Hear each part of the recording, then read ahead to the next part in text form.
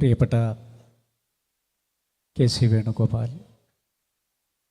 പ്രതിപക്ഷ നേതാവ് VD. Satheesan, P K. Kunhalikutty Sahib, പ്രിയപ്പെട്ട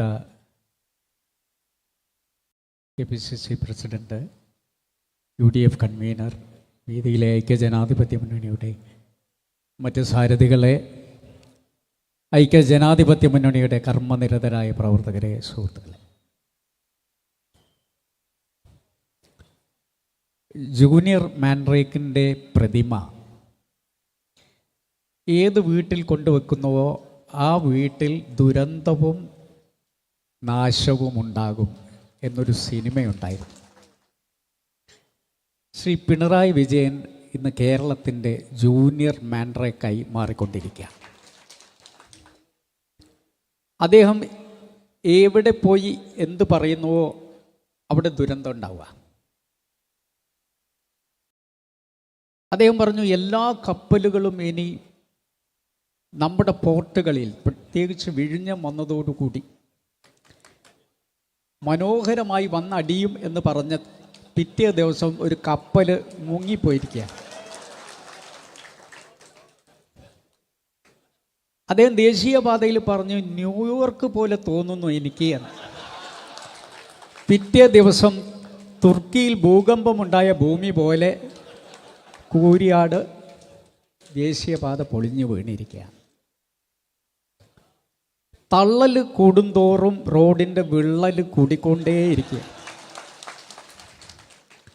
വിള്ളൽ നന്നായി കൂടിയപ്പോൾ ഇപ്പോൾ തള്ളൽ നിന്നിട്ടുണ്ട്. നമ്മുടെ ഈ തെരഞ്ഞെടുപ്പ് ഐക്യജനാധിപത്യ മുന്നണിയും ഇടതുപക്ഷവും തമ്മിലുള്ള പോരാട്ടമാണ്.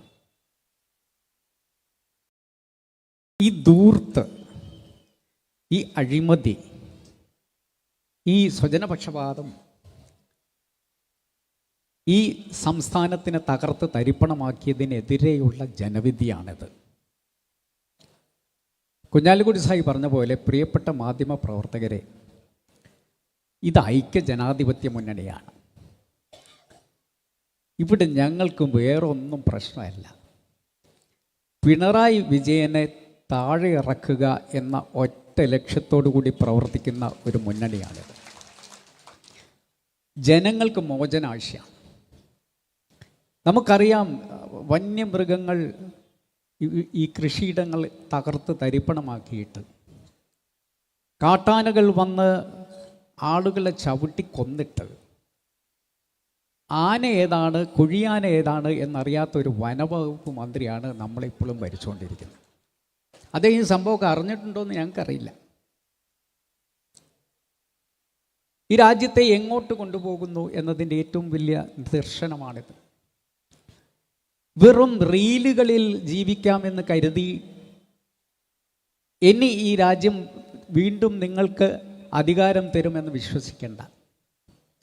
ഇപ്പം 4 റീൽ എടുക്കാൻ പൊതുമരാമത്ത് വകുപ്പ് മന്ത്രിക്ക് വേണ്ടി ചെലവഴിച്ചത് 36 ലക്ഷം രൂപയാണ് പോലും. ഇത് എന്ത് റീലാണിത്? 36 ലക്ഷം രൂപ. അപ്പോൾ ദൂർത്തടിക്കാൻ എന്തെല്ലാം മാർഗങ്ങളുണ്ടോ അത് മുഴുവൻ. ആശാ വർക്കർമാരുടെ കാര്യം ഇവിടെ പറഞ്ഞില്ലേ? ആശാ വർക്കർമാർക്ക് 700 രൂപ അത് വേതനം കൊടുക്കും എന്ന് നിങ്ങൾ പ്രകടന പത്രികയിൽ പറഞ്ഞതാണ്. അതാണ് അവർ ചോദിക്കുന്നത്.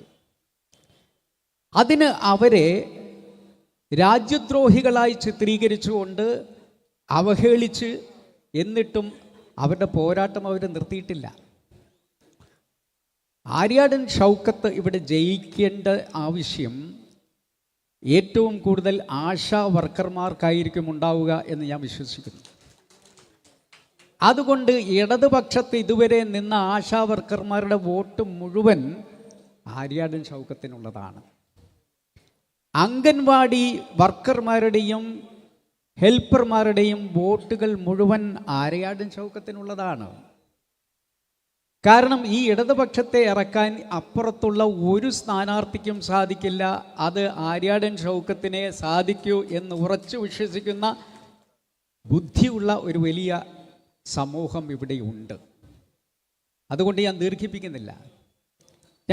ഞാൻ പഞ്ചായത്ത് മന്ത്രിയായിരിക്കുമ്പോൾ ഞങ്ങൾ സൗത്ത് ആഫ്രിക്കയിലേക്ക് ഒരു സംഘം പോവുകയുണ്ടായി. അന്ന് ഞാൻ LSGDയോട് ചോദിച്ചു, പ്രഗത്ഭരായ ഒരു മുനിസിപ്പൽ ചെയർമാൻമാരാരുണ്ട് നമുക്ക് സൗത്ത് ആഫ്രിക്കയിൽ കൂടെ കൊണ്ടുപോകാൻ? LSGD തന്ന പേരിൽ ഒന്നാമത്തെ പേര് ആര്യാടൻ ഷൗക്കത്തിൻ്റെതായിരുന്നു. അങ്ങനെ ഞങ്ങൾ ഒരുമിച്ച് സൗത്ത് ആഫ്രിക്കയിൽ പോയി. അവിടെയുള്ള തദ്ദേശ ഭരണ സംവിധാനത്തെക്കുറിച്ച് പഠിച്ച് തിരിച്ചു വന്നിട്ടുള്ള ഒരു വ്യക്തി കൂടിയാണ് അദ്ദേഹം.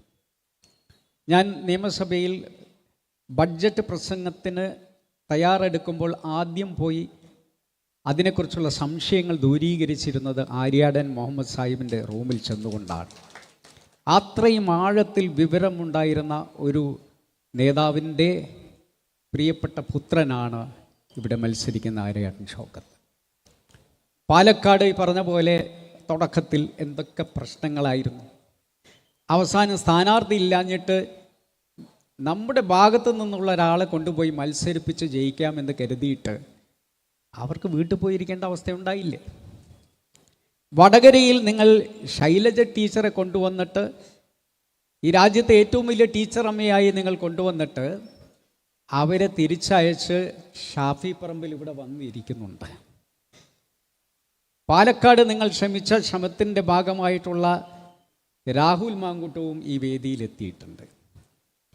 അതുകൊണ്ട് പ്രിയപ്പെട്ട സ്വരാജ്, നിങ്ങൾക്ക് യാതൊരു പോറലുമേൽക്കാതെ നിങ്ങളെ വീട്ടിലെത്തിക്കുന്ന കാര്യം ഞങ്ങൾ ഏറ്റു എന്ന് പറയാൻ ഈ സന്ദർഭം വിനിയോഗിച്ചുകൊണ്ട് പ്രിയപ്പെട്ട ആര്യാടൻ ഷൗക്കത്തിനെ ബഹുഭൂരിപക്ഷത്തിൽ വിജയിപ്പിക്കണം എന്ന് അഭ്യർത്ഥിച്ചുകൊണ്ട് എൻ്റെ വാക്കുകൾ ചുരുക്കുന്നു. നന്ദി.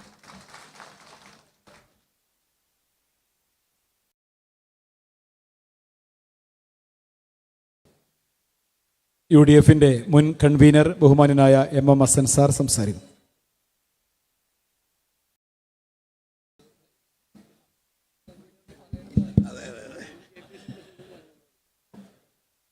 ബഹുമാന്യനായ ഉദ്ഘാടകൻ ശ്രീ KC വേണുഗോപാൽ, അധ്യക്ഷൻ ശ്രീ ഇക്ബാൽ, ബഹുമാന്യനായ KPCC